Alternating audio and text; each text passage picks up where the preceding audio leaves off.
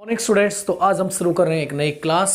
I am Pratipal Yadav, the teacher of social science. तो आज social science का काफ़ी इंटरेस्टिंग चैप्टर हम शुरू कर रहे हैं, जिसमें हमारी क्लास 6 चैप्टर 11 और हमारे जो टॉपिक का नेम है building, painting and books. This is our chapter name. तो डियर स्टूडेंट्स, अब हम स्टार्ट करते हैं। इस चैप्टर में हम स्टडी करेंगे मुख्य रूप से भारत में जो बिल्डिंग्स हैं उनको लेकर हम डिस्कस करने वाले हैं। जो पेंटिंग यानी उस दौरान जो पेंटिंग बनाई गई थी उसको लेकर डिस्कस कर रहे हैं।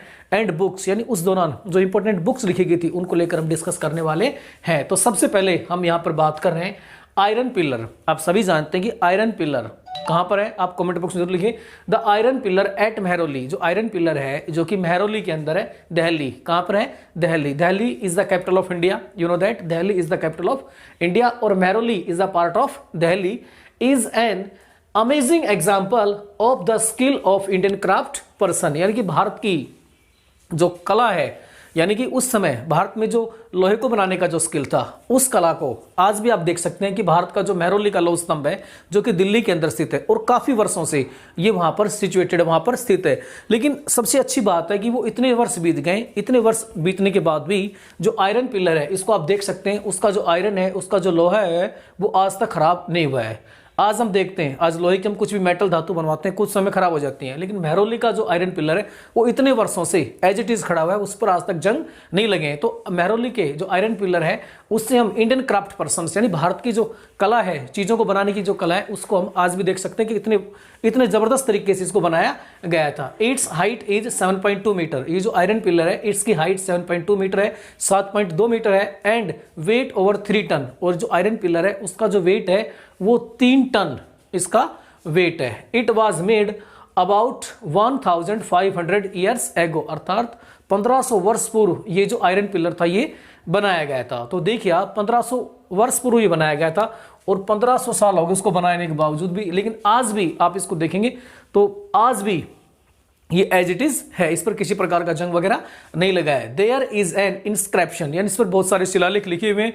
On the pillar describing A ruler named Chandra. अब जब इसके ऊपर आप देखेंगे, इस आयरन पिलर के ऊपर क्या लगा हुआ है, एक इंस्क्रिप्शन, एक शिलालेख लिखा हुआ है। अब इंस्क्रिप्शन क्या होता है? इंस्क्रिप्शन होते हैं कि पहले जो राजा महाराजा थे वो अपने बारे में, अपनी अचीवमेंट के बारे में, अपने सक्सेस के बारे में लिखवाते थे, उसी को हम बोलते हैं इंस्क्रिप्शन, शिलालेख।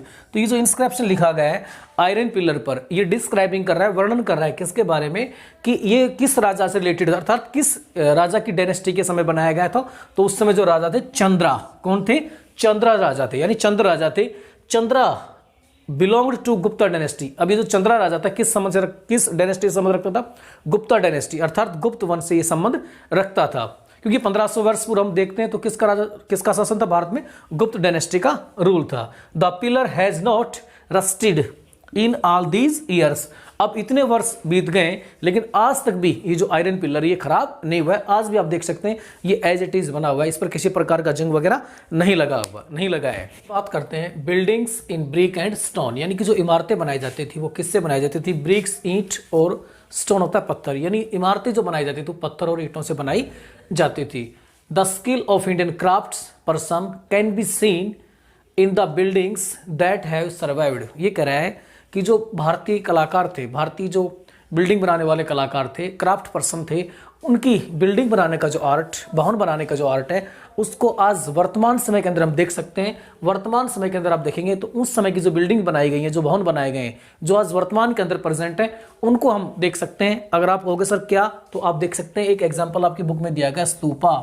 अब स्तूपा किससे संबंधित होता है? मैंने अभी पहले बताया था भी कि जो बुद्धिस्ट लोग थे, जो बौद्ध धर्म को मानने वाले थे, फॉलोवर्स हैं, वो इस स्तूपा को बनाते थे। बुद्धिज्म के अंदर स्तूप बनाया जाता है। तो the word stupa means A mound. अगला है कि जो स्तूप होता है उसका शाब्दिक अर्थ होता है माउंड। माउंड मतलब एक प्रकार का टीला। क्या होता है शाब्दिक अर्थ? माउंड एक प्रकार का टीला होता है। There are many kinds of stupa. जो स्तूप होते हैं उनके बहुत सारे प्रकार पाए जाते हैं। लाइक राउंड, यानी कि गोलाकार के भी जो स्तूप हो सकते हैं, बिग बड़े आकार के भी हो सकते हैं, एंड स्मॉल और छोटे साइज में भी हो सकते हैं। यानी कि जो स्तूप हैं वो डिफरेंट काइंड्स हो सकते हैं, such as big, small and round. इस प्रकार के शेप में वो हो सकते हैं। All these stupa have a common features. लेकिन जितने प्रकार के भी स्तूप हैं उनकी एक कॉमन विशेषता पाई जाती है, यानी कि चाहे वो बड़ा हो चाहे छोटा हो, या राउंड हो, लेकिन उसके कॉमन फीचर्स, एक विशेष विशेषता पाई जाती है जो किसी प्रकार के स्तूप बनाओ लेकिन उसकी जो कॉमन फीचर्स है वो सभी में इक्वल रहेगी। There is a small box, एक छोटा बक्सा होता है, फाउंड एट द सेंटर और हार्ट ऑफ द स्तूपा, अर्थात जो स्तूप बनाए जाते थे उन स्तूप के बीच में एक बक्सा रखा जाता था, एक बॉक्स रख दिया जाता था, यानी जितने स्तूप बनाए जाते थे उनके बीच में एक बक्सा रख दिया जाता था एट द सेंटर और heart of the stupa. What box has, अर्थात जो बॉक्स था उसमें क्या होता था, इसमें बताया गया है बॉडी रिमेन्स, यानी बॉडी के अवशेष। बॉडी के अवशेष की बात करें तो लाइक टीथ, दांत हो सकते हैं, बोन हो सकती है, और ऐसे राख हो सकते हैं। यानी कि इस बॉक्स में क्या होता था, इस बॉक्स में या तो बाल हो सकते हैं या दांत वगैरह हो सकते हैं या राख वगैरह हो सकते हैं। इसको कहा है बॉडी रिमेन्स, यानी बॉडी के अवशेष। और अब किसके दांत, किसके राख और किसके बाल की बात करें, टीथ की बात करें, बोन की बात करें तो इसमें आएगा ऑफ द बुद्धा, या तो बुद्धा के हो सकते थे, और हिज फॉलोअर्स मतलब या बुद्धा के कोई अनुयायी, और थिंग्स और वो वस्तुएं, दे यूज्ड यानी कि जो या तो वो वस्तुएं रखी जाती थी जो भगवान बुद्ध या उसके जो अनुयायी यूज करते थे, एंड क्वाइंस सिक्के यूज करते थे वो, एंड प्रीशियस स्टोन और कोई कीमती धातु वगैरह वो यूज करते थे। देखिए जो बनाए जाते थे स्तूप मुख्य रूप से जिन्हें बौद्ध धर्म के अंदर होली पवित्र माना जाता था ऐसे व्यक्तियों के बॉडी पार्ट्स रखे जाते थे उस किसमें, इस बॉक्स में। अब प्रीशियस बॉडी पार्ट्स की बात करें तो मैंने आपको बता दी ये सब बॉडी पार्ट्स होते थे, टीथ, बोन और एसिस होते थे, और वो बुद्धा के भी हो सकते थे या बौद्ध धर्म के कुछ अन्य होली पर्सन्स थे उनके हो सकते थे, या इनके द्वारा जो चीजें यूज की जाती थी उनके हो सकते थे, या कोई धातु हो सकती थी, या कोई प्रीशियस स्टोन वगैरह हो सकते थे। Often a path was led around the stupa, और जो स्तूप होता था, जो स्तूप बनाया जाता था उस स्तूप के चारों ओर एक मार्ग तैयार किया जाता था, यानी स्तूप के चारों ओर एक प्रकार का मार्ग होता था।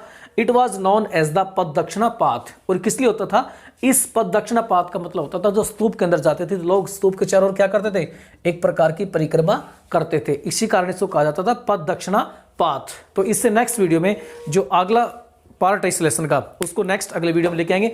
आई होप आपको काफी अच्छा लगा होगा वीडियो, तो इससे नेक्स्ट में हम इससे अगला भाग इसको लेके आते हैं।